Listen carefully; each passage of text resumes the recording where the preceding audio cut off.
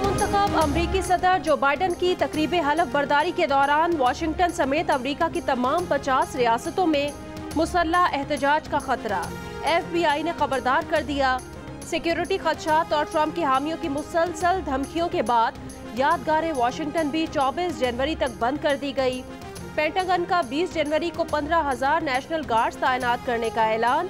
अमरीकी कायम मकाम वजीर होमलैंड सिक्योरिटी चैड वुल्फ ने इस्तीफा दे दिया। कशीदा सूरत हाल के बावजूद जो बाइडन का कहना है कि वो खुले मकाम पर हलफ बर्दारी से खौफजदा नहीं।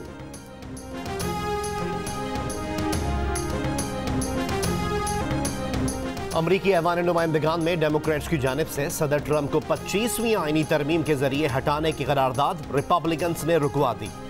ट्रंप पर ऐवान पर हमला करवाने का इल्जाम आयद किया गया है। स्पीकर नैंसी पेलोसी ने कहा, हाउस में वोटिंग आज होगी और नायब सदर को 24 घंटे का वक्त दिया जाएगा। उसके बाद मुबाखजे की करारदाद लाई जाएगी।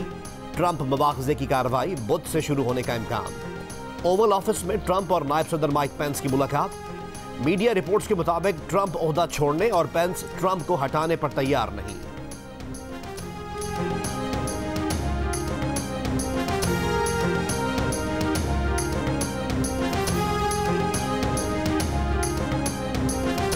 फौज को सियासी मामलात में ना आने की जरूरत है, ना घसीटने की कोशिश करनी चाहिए।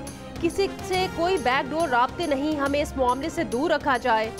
DG ISPR major general Babar Iftikhar की प्रेस कॉन्फ्रेंस। कहा, हुकूमत वक्त ने फौज को इलेक्शन कराने की जिम्मेदारी सौंपी।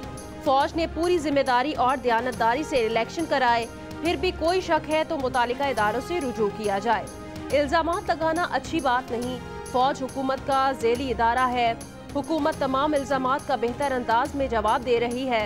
मौलाना फजलुर रहमान के पिंडी आने के ऐलान के सवाल पर मेजर जनरल बाबर इफ्तिखार ने कहा, उनके रावलपिंडी आने की कोई वजह नजर नहीं आती। वो आना चाहते हैं तो आए, चाय पानी पिलाएंगे। फौज पर तनकीद और इल्जामात में कोई हकीकत हो तो जवाब दें। इन चीज़ों से मुलव्वस होना नहीं चाहते। जो हमारा काम है वो करेंगे।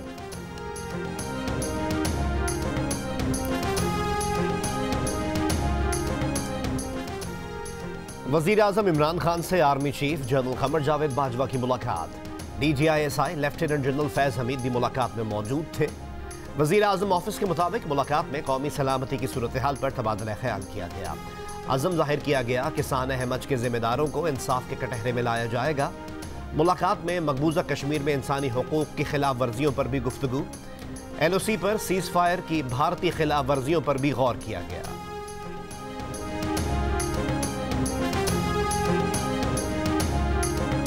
वज़ीर आज़म इमरान खान ने कहा कि सानहा मच इंतहाई अफसोसनाक है। मुस्तकबिल में ऐसे वाक़यात के तदारुक के लिए इक़दाम कर रहे हैं। सानहा मच के मुजरिमान को कैफिर किरदार तक पहुँचाएंगे। ऐसे मुजरिम किसी रियायत के मुस्तहिक नहीं। तर्जुमानों के इजलास में गुफ्तगू। इजलास में सेनेट इंतखाबात, फॉरेन फंडिंग केस, ब्रॉडशीट पर भी गुफ्तगू। इलेक्शन कमीशन के बाहर अपोजिशन के एहतजाजी मामले पर भी हिकमत अमली तय। वज़ीर आज़म की ब्रॉडशीट के दावे को अवाम में उजागर करने की हिदायत। कहा, नवाज शरीफ ने ब्रॉडशीट को भी खरीदने की कोशिश की। अवाम को अपोजिशन के प्रोपेगेंडा से मुतालिका आगाह करें। ये भी कहा कि कोशिश है सेनेट इंतखाबात ओपन वोटिंग से हो जाएं।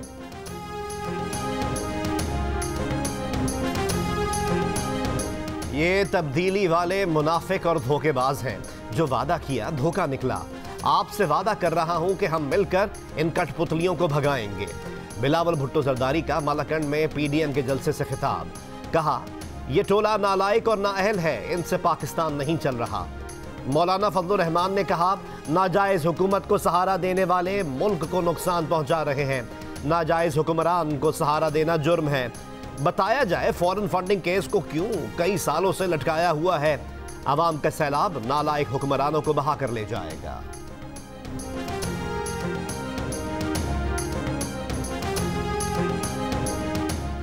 ब्रॉडशीट के दावे में सदाकत होती तो लंदन हाई कोर्ट इसे रद्द न करती। नवाज शरीफ के साहबजादे हुसैन नवाज का ब्रॉडशीट के दावे पर रद्द अमल।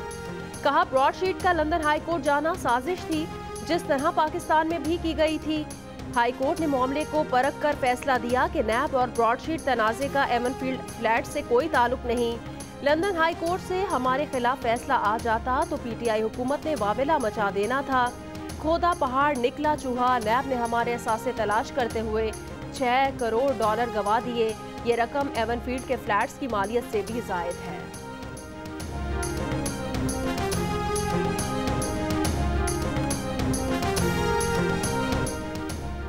आलमी सतह पर जहां कोरोना वैक्सीन लगाने के आगाज के साथ इस वैक्सीन के हुसूल की कोशिशें जंगी बुनियादों पर जारी हैं, हुकूमत पाकिस्तान ने सिर्फ 5 लाख हेल्थ वर्कर्स के लिए चीनी कंपनी से वैक्सीन का मुआहदा किया है।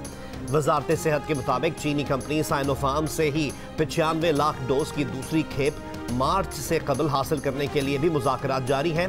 पाकिस्तान में वैक्सीन आई तो वजारत इंफॉर्मेशन टेक्नोलॉजी और नादरा की खुसूसी हेल्पलाइन 1166 पर रजिस्टर्ड शहरी ही सिर्फ वैक्सीन से मुस्तफीद हो सकेंगे।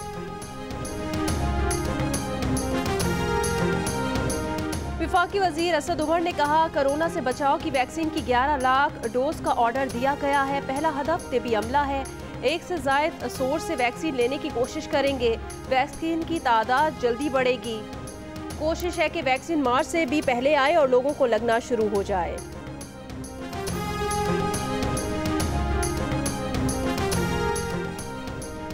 शदीद धुंध के बायस मोटरवे M3 लाहौर से अब्दुल हकीम और मोटरवे M4 पिंडी भटिया से शामकोट तक बंद। मोटरवे M2 लाहौर से लिल्ला इंटरचेंज तक बंद। मांगा मंडी, फूलनगर, पतोकी, उकाड़ा, साहिवाल, हड़प्पा, कसोवाल और चीचावतनी समेत मुतादिद इलाके शदीद धुंध की लपेट में। हद निगाह कम, ट्रैफिक मुतासर। कराची में पाकिस्तान स्टील मिल्स के जबरी बरतरफ मुलाजमीन और अहले खाना का CEO स्टील मिल्स के घर का घेराव। कई महीने से रुकी तनख्वाहों की अदायगी और टाउनशिप में जबरदस्ती घर खाली न कराने के मुतालबात। मुजाहिरीन का मुतालबात की मंजूरी तक धरना जारी रखने का ऐलान। कराची को ताज़ा सब्जियां और फल फराहम करने वाला मलीर तबाही के दहाने पर पहुंच गया। मलीर नदी के साफ माहौल और सेहत बख्श पानी को सनती फजले, सेवरेज की गंदगी और सुपर हाईवे पर बने भैंसों के बाड़ों ने आलूदा कर दिया। हुकूमती इदारों की अदम तवज्जुही के बायस और ग़ज़ाई ज़रूरत पूरी करने वाला एक कीमती ज़रिया खात्मे के करीब है। साथ साथ फ़ज़ाई आलूदगी भी बढ़ रही है।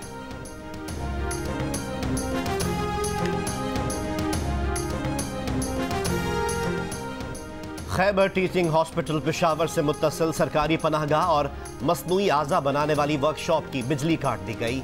1 हफ्ते से बिजली न होने के बायस वर्कशॉप का काम शदीद मुतासिर।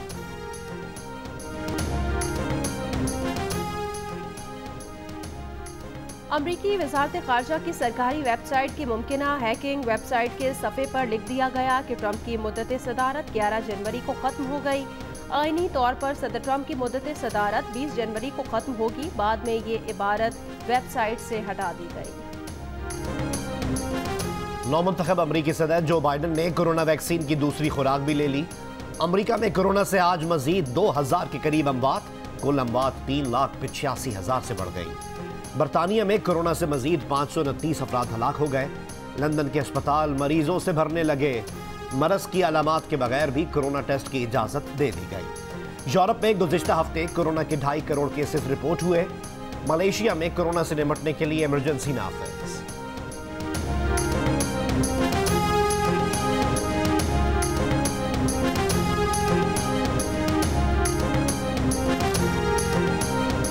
आलमी इदारा सेहत के ताउन से गरीब ममालिक को कोरोना वैक्सीन फराहम करने का अमल फरवरी में शुरू होने का इम्कान।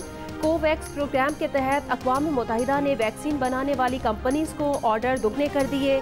आलमी इदारा सेहत ने इस साल इज्तमाई क़ुव्वत मुदाफ़ियत हासिल होने का इम्कान रद्द कर दिया। कहा, 1 साल में वैक्सीन की तैयारी खुश आइंद लेकिन अब मंजिल दूर है। फ़लस्तीन ने वैक्सीन के लिए रूसी कंपनी समेत 4 इदारों से राब्ता कर लिया। कराची के बंस रोड पर हेरिटेज बिल्डिंग्स को रंग करने का मामला। जियो न्यूज़ की खबर पर सिंध हुकूमत का एक्शन। तारीखी इमारतों के पुराने रंग को बहाल करने का फैसला। सूबाई वजीर सकाफत सरदार शाह ने मामले का नोटिस लेकर कमेटी तश्कील दे दी।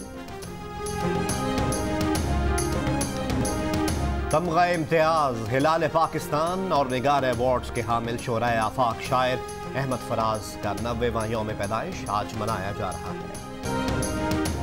पाकिस्तान विमेन टीम कराची से जनूबी अफ्रीका के लिए रवाना हो गई। कौमी विमेन टीम की क़यादत जवेरिया खान करेंगी। विमेंस टीम जनूबी अफ्रीका में 3 वनडे मैचेस और 3 T20 मैचेस की सीरीज खेलेगी। पाकिस्तान और जनूबी अफ्रीका के दरमियान T20 सीरीज का आगाज 29 जनवरी से होगा। दूसरा मैच 31 और आखिरी मैच 3 फरवरी को खेला जाएगा। और गुलकार जवाद अहमद का किसानों के हुकूक के लिए गाने किसाना की इंटरनेट पर धूम। भारत में मोदी सरकार की ज़राअत दुश्मन पॉलिसीज़ के खिलाफ तहरीक की वजह से इस गाने को भारत में भी खूब पजीराई मिल रही है।